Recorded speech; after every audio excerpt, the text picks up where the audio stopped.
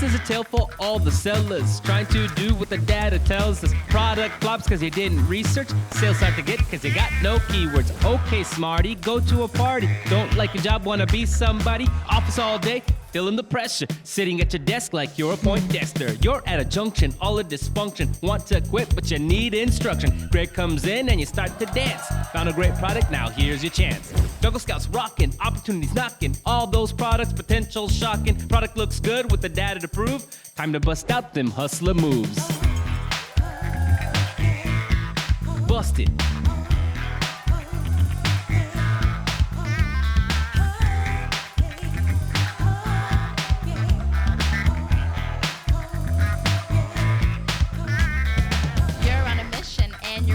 That Amazon guides you in the right direction. You're out of ideas, only bad guesses, fed up with finding garlic presses. Bum frustration, your first inclination. Sell yoga mats, relieve the situation. Every new idea is a light of hope. Opportunity score, now that shit's dope. Your trackers showing, charts are flowing. Low competition, products growing. Revenue looks good, sales aren't slow. That's a fine product and you're ready to go.